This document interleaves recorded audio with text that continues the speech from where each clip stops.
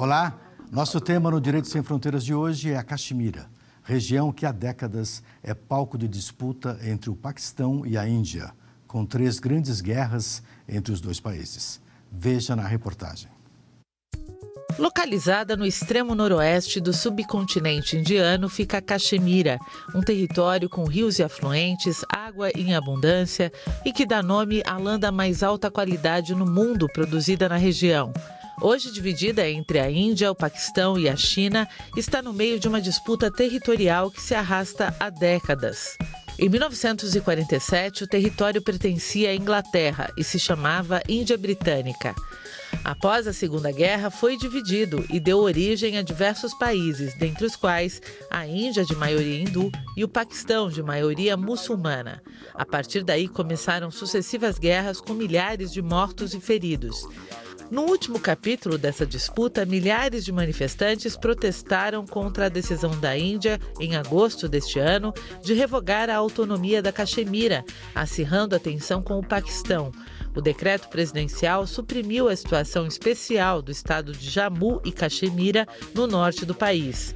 A autonomia da região, de maioria muçulmana, estava garantida pelo artigo 370 da Constituição Indiana de 1950.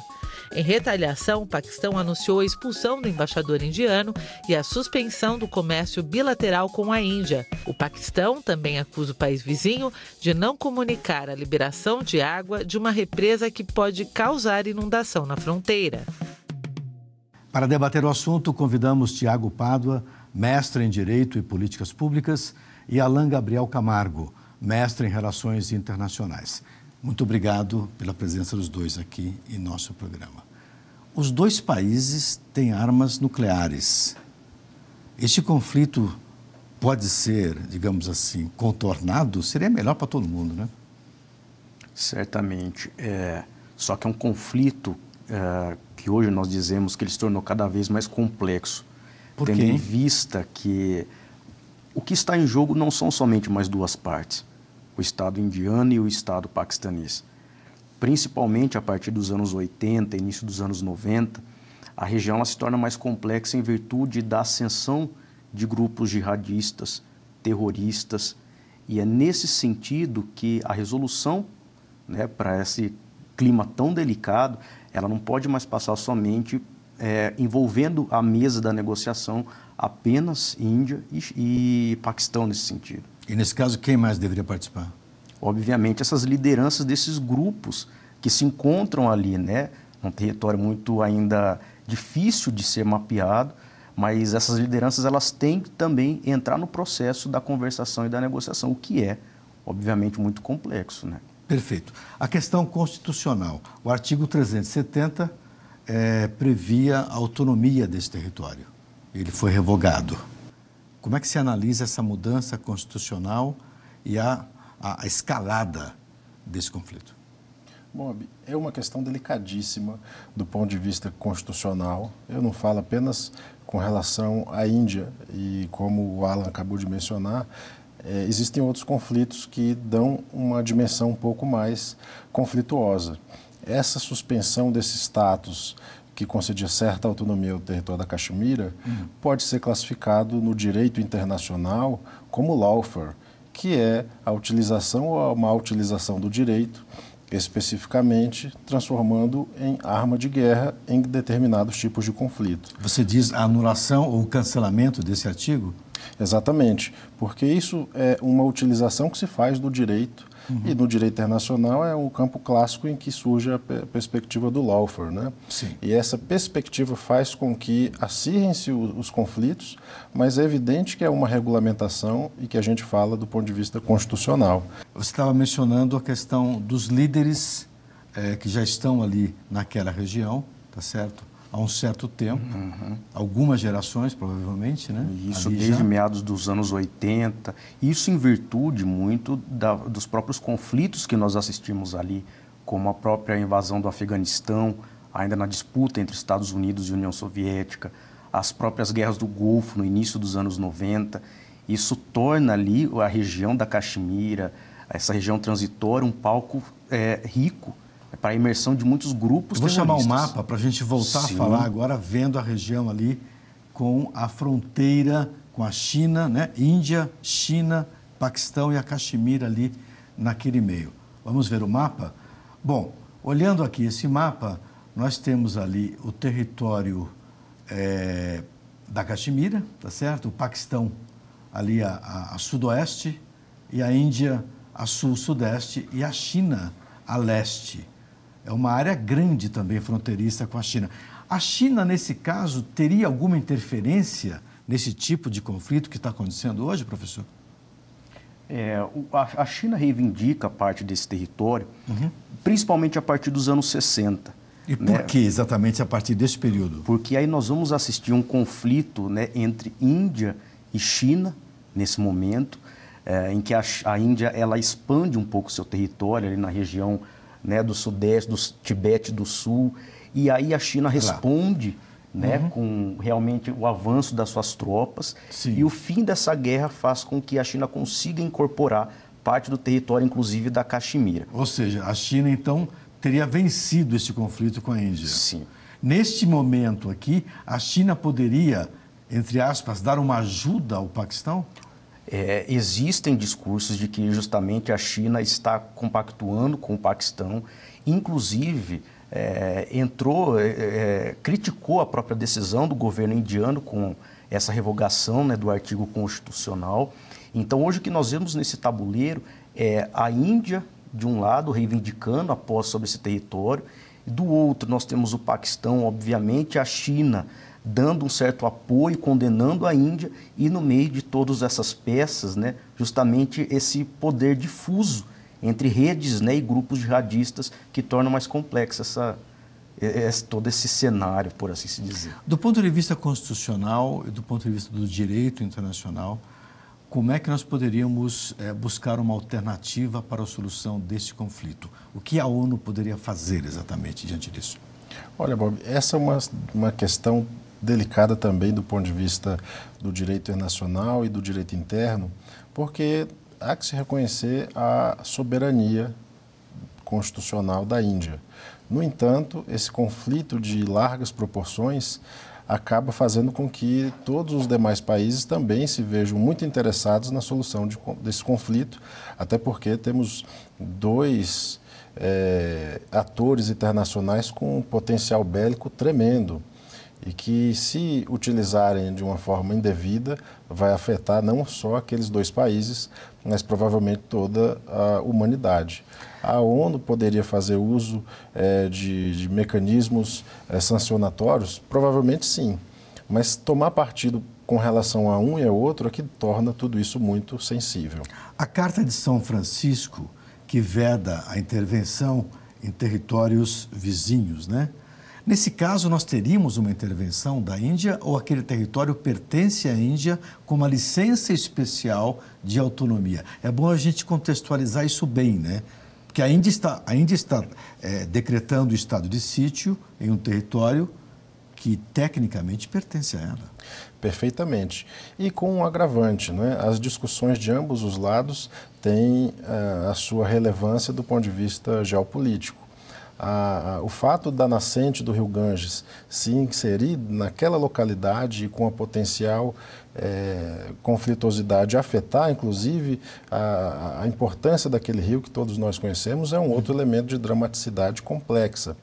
No entanto, eu recordo que o presidente da Suprema Corte indiana esteve no Brasil em 2008, fazendo uma palestra e colocando sobre alguns aspectos o poder judiciário daquele país como algum ator político que poderia, de alguma forma, intervir. E aí seria uma intervenção judicial a partir do controle de constitucionalidade, inclusive com relação a essa própria disposição do artigo 370 da Constituição indiana. No entanto, o Dr. Balakrishnan, que é que foi à época o presidente da Suprema Corte indiana, nessa palestra que ele ministrou aqui no Brasil, no Supremo Tribunal Federal, acabou estabelecendo alguns aspectos que devem ser relevados e que devem ser ressaltados por outro lado, que é a proteção dos direitos fundamentais daquelas pessoas envolvidas. Não importa se são muçulmanos, se são hindus, existem crianças no conflito e as próprias disposições da ONU, a Carta de São Francisco, ela se preocupa exatamente com esses aspectos. Já voltamos a esse tema. Acho que vale a pena a gente contextualizar de novo no mapa. O senhor falou da nascente do Rio Ganges. O Rio Ganges é um monumento religioso na Índia, é uma instituição ambiental, podemos chamar assim, né? Vamos dar uma olhadinha no mapa para ver onde está a nascente exatamente do Rio Ganges. Nós temos ali território da Caxemira e aquela linha que desce mais para o centro. Só estaria mais ou menos por ali ou mais a leste, mais próximo da fronteira com a China? Bom, a visualização que eu tenho é de leitura, nunca estive lá pessoalmente, né? Eu acho que até quem poderia dar uma força para a gente aqui é o Alan, né? Dessa perspectiva. Mas, a princípio, me parece que não estaria muito próximo da China, não. Seria da outra perspectiva. Mais para o outro lado, né? A gente tem ali... E é uma região bastante montanhosa, né? Sim, a própria questão do rio... Nós temos que entender que ali é uma bacia hidrográfica muito rica. E ela e todos, né, a convergência de todos esses rios é que vai dar, de fato, a origem ao próprio Rio Ganges. Então, é uma região, os afluentes, né? E por isso que a geopolítica da região, né, em virtude de todos esses cursos, é de fundamental importância, tanto para a Índia quanto para o Paquistão. Eu queria dar uma olhada aqui numa entrevista do paquistanês Imran Khan, que é o líder político lá, e ele disse o seguinte, o primeiro-ministro disse o seguinte, que do lado do Paquistão, ele não pretende acionar a primeira arma nuclear, que eles usariam apenas como defesa, obviamente, caso fossem atacados. Haveria chance de um segundo apertar o botão de uma arma atômica, na sua opinião? Olha, Bob, essa questão ela se torna... dramática também, além de tudo mais, porque, como você bem mencionou, isso é de uma retórica terrível, né? Porque, evidentemente, o segundo a apertar teria difíceis condições de fazê-lo. Uma vez acionado um armamento atômico, e nós não temos hoje nem como mensurar e saber, de fato, o poderio bélico desses dois países, a Índia, muito embora tenha avançado em pesquisas as mais diversas, não permite, por questões de soberania nacional, que se saiba exatamente quais são os quadros bélicos. Perfeito. A gente continua a falar sobre essa questão atômica nuclear no segundo bloco. Aguardamos aqui e você aguarda a gente aí. Não vai embora.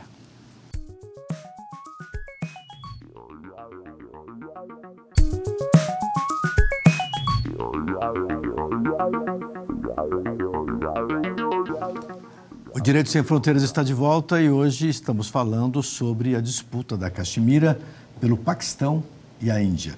Você comentava no primeiro bloco sobre o poder atômico dessas duas nações e eu me referi à entrevista do primeiro-ministro Imran Khan, do Paquistão, dizendo que ele não seria o primeiro a apertar o botão de uma arma, de um míssil atômico.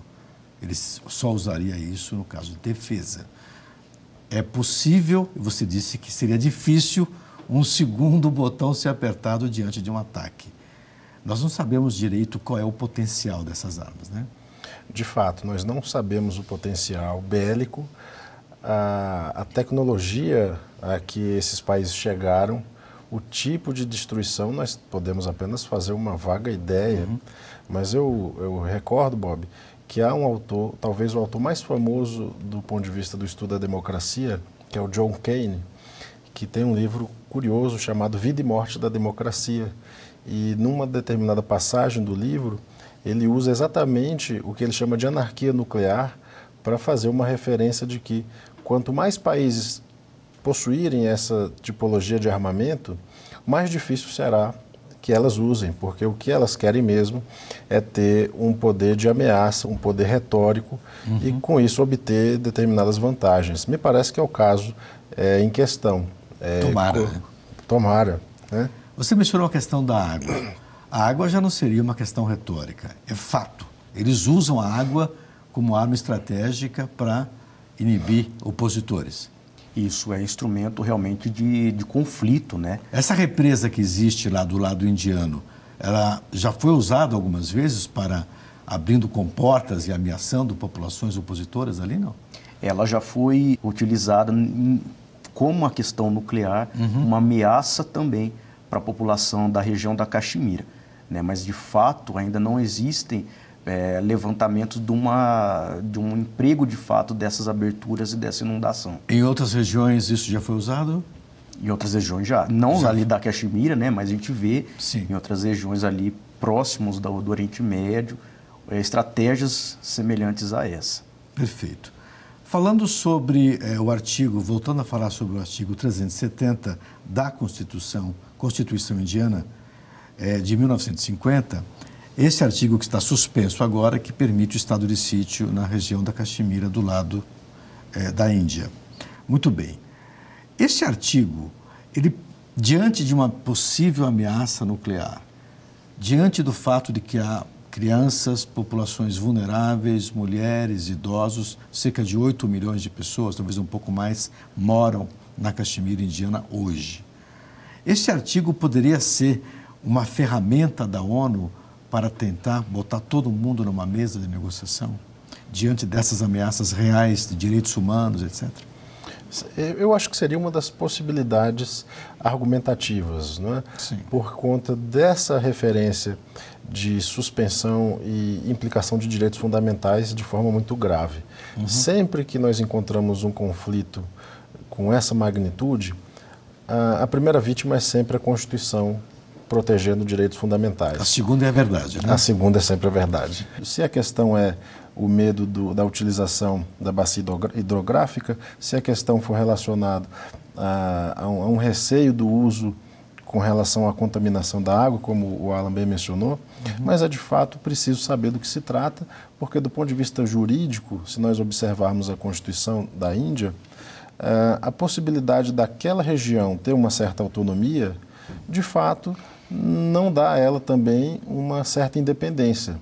Provavelmente a discussão que nasça daí seria a possibilidade querida por uma maioria daquela localidade de ter uma independência da Índia, e isso é muito mais delicado. Se nós pudéssemos fazer uma comparação entre Hong Kong e Caxemira, o que nós poderíamos dizer sobre isso?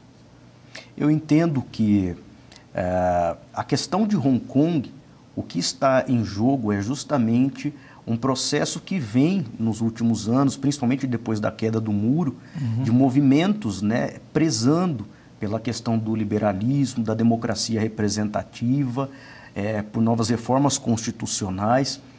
A questão da Caxemira, a demanda não é necessariamente por uma questão de democracia, visto que tanto o Paquistão quanto a Índia se colocam como democracias representativas parlamentaristas. Né? A questão ali, de fato, existe um componente que é geopolítico estratégico e existe essa questão principalmente que é a questão da ameaça, permeada por esses grupos terroristas que nem Índia e Paquistão estão sabendo lidar com essa questão. Do ponto de vista legal, o fato de o Paquistão ter historicamente apoiado o grupo Talibã, esse grupo já foi chamado de há vários adjetivos, terrorista, rebelde, etc., etc. Hoje, diante da possibilidade de um acordo de paz com os Estados Unidos, nós poderíamos chamar de um grupo rebelde, né? Que não está constituído ainda. O fato de o Paquistão apoiar esse grupo Talibã, que tem sim uma carreira de guerra consolidada desde a guerra com a União Soviética, tá certo? Foi uma derrota histórica da União Soviética naquelas montanhas do Afeganistão. Isso poderia deixar a ONU um pouco mais preocupada com o papel do Paquistão exatamente no sul da Ásia? De fato. O potencial bélico desses grupos que em alguns momentos são chamados de terroristas ou de rebeldes, a depender do foco que se dê, também tem uma característica retórica muito forte por parte de alguns agrupamentos internacionais. É de interesse da ONU e de alguns países, não provavelmente de todos aqueles que ocupam o Conselho de Segurança, mas seguramente de alguns, o apoio e fornecer mecanismos necessários para a resolução desse conflito. Mas do ponto de vista legal, Quando um conflito se torna, como esse parece que está a se tornar, um conflito de graves proporções e com consequências dramáticas, fica difícil dizer que o direito teria algumas soluções, a não ser que fizesse uso de mecanismos, talvez, de questionável o uso militar naquelas áreas. Mas a população civil, possivelmente, potencialmente implicada, é a que deve receber maiores atenções. Como o Alan bem mencionou, existem grupos de pressão de todos os lados e nós hoje temos certa dificuldade de saber se é poderio chinês se manifestando ou se é uma tentativa de minar o poderio chinês ou a própria discussão que às vezes fica travestida como conflitos multiétnicos e de religiosidades distintas, como muçulmanos e hindus. Mulheres, crianças e o uso de armas químicas. Há denúncias de que armas químicas estão sendo usadas na região da Caxemira. Até onde isso é verdadeiro, até onde isso é propaganda? Nós temos uma dificuldade, Bob, inclusive de entender essas questões, porque quando se trata de conflitos, principalmente quanto mais distantes do Ocidente, existe um fator aí que são as fontes, justamente, que nos chegam até aqui. Hoje, nós temos algumas consolidações com relação à quantidade de ogivas nucleares que tanto Paquistão e Índia possuem, ainda que não sejam signatárias do TNP, vale a pena ressaltar, mas justamente com relação a armas químicas, por exemplo, a Índia se manifestou não possuí-las. Só um parêntese, esse tratado de não proliferação, ele está meio enfraquecido hoje, né? Certamente. Com a retirada dos Estados Unidos daquele monitoramento das armas iranianas, até que ponto esse tratado hoje poderia ser usado, ou os gestores desse tratado poderiam usar dados confiáveis em relação à Índia e Paquistão? Nós temos que entender o contexto em que ele se forma.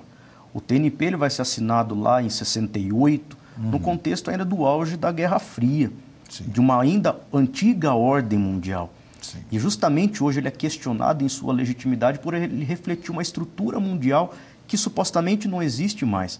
Então hoje se questiona justamente o poder ou a legitimidade dessas nações possuírem armamentos nucleares, enquanto as demais têm de se desmilitarizar nuclearmente. Então hoje o Brasil é signatário, né? Mas o que acontece é justamente esse questionamento. A Índia questiona justamente pelo fato de se colocar como uma nação emergente, né? Uma nação em desenvolvimento e que critica a antiga ordem.